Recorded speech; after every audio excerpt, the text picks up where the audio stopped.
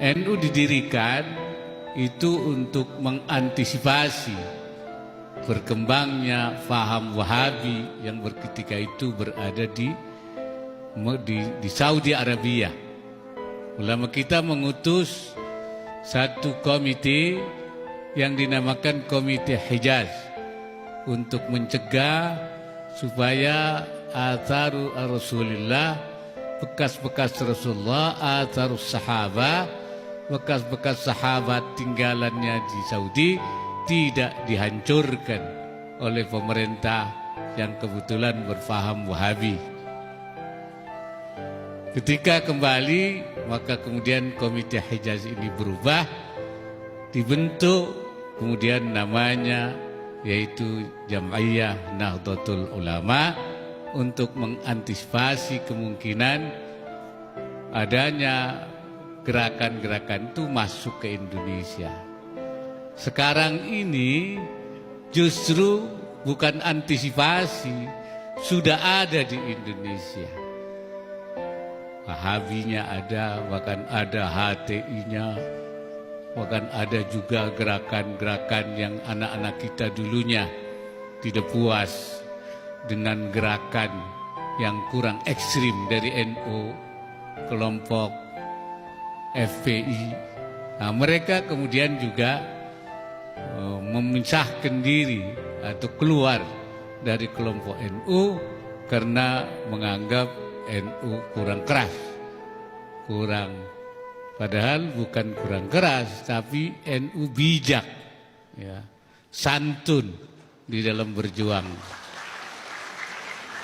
Jadi kadang-kadang orang tidak bisa membedakan antara lemah dan bijak, antara lemah dan santun. Nah, kalau soal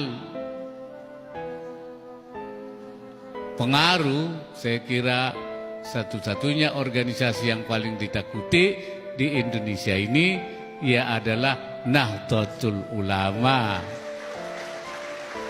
Yang lain tuh hanya puluhan ribu, paling banyak ratusan ribu. Kalau NU kan jutaan. Jangankan teriak, dehem saja. Kalau NU sudah, itu orang gemeter semua. Nah, ini yang tidak difahami, ya. Tapi sekarang tantangan itu di depan kita. Bagaimana memahamkan ini kepada masyarakat. Kemudian juga negara. Ini juga harus dijaga.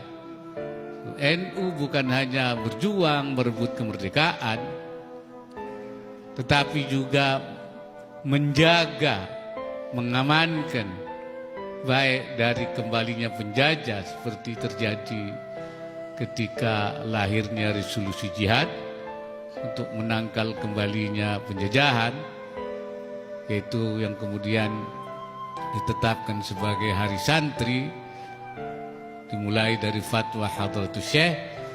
Ini merupakan upaya NU untuk menangkal kembalinya penjajahan.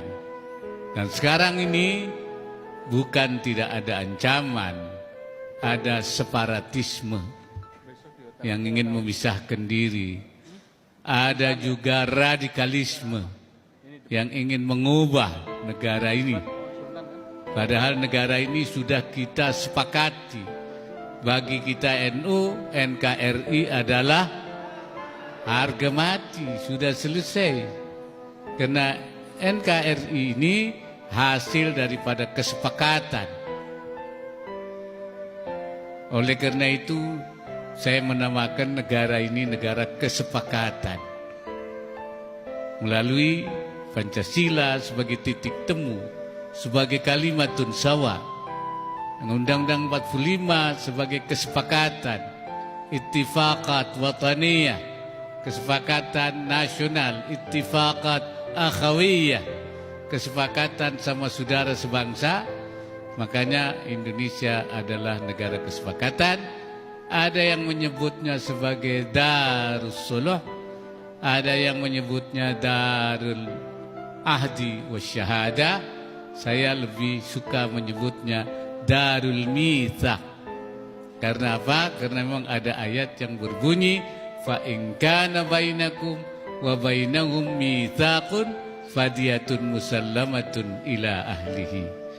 Jadi kalau ada antara kamu dan mereka non-muslim ada mitsak, kesepakatan hidup berdampingan secara damai, maka tidak boleh ada yang dikorbankan. Kalau yang ada yang dikorbankan, maka kalau di antara mereka ada yang korban, kamu harus membayar diyat, denda yang musallamatun ila ahlihi, serahkan kepada keluarganya. Ini mitsak. Kan Rasulullah di Madinah juga pernah membuat mitsak Madinah. Karena itu kita harus menjaga dari upaya-upaya yang melanggar, yang mukhalafatul mitsak. Makanya ketika saya ditanya apa itu khilafah itu islami apa tidak, saya bilang islami.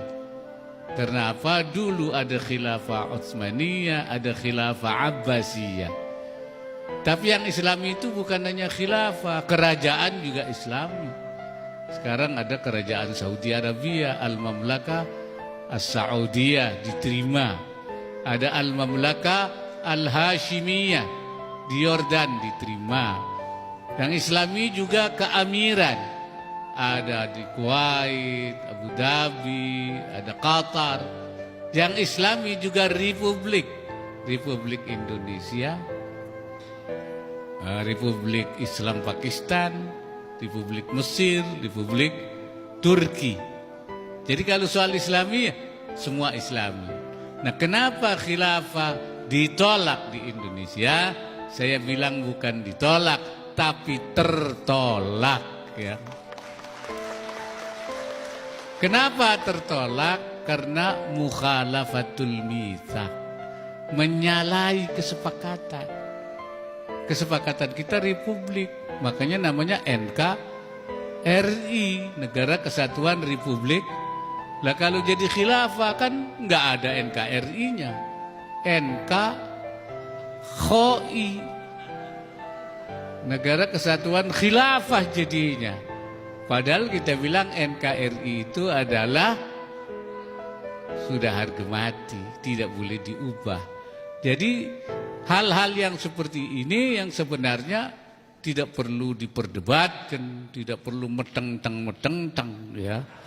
Ini urusan khilafah kayak mau perang Bharatayuddha. Padahal sebenarnya kita letakkan saja secara proporsional. Kenapa itu tertolak? Karena memang mukhalafatul mitsak, menyalahi kesepakatan. Kerajaan juga tidak bisa mukhalafatul mitsak, keamiran juga tidak bisa. Yang muwafaqatul mitsak adalah republik. Selesai, gampang sebenarnya. Tapi ini memang radikalisme, intoleran ini sekarang berkembang, ya. Bahkan sudah memasuki titik-titik yang bukan hanya dilakukan melalui dakwah, tetapi sudah melalui gerakan-gerakan politik.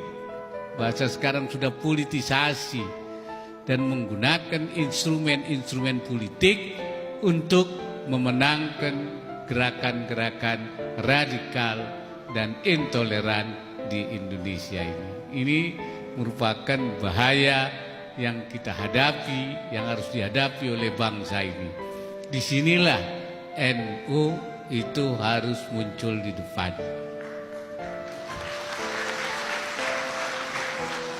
Dan kita kan sudah mengatakan dalam Yalal Watan itu, Indonesia, negeriku, engkau, panji martabatku. Siapa yang datang mengancammu kan binasa, ya karena akan berhadapan dengan NU.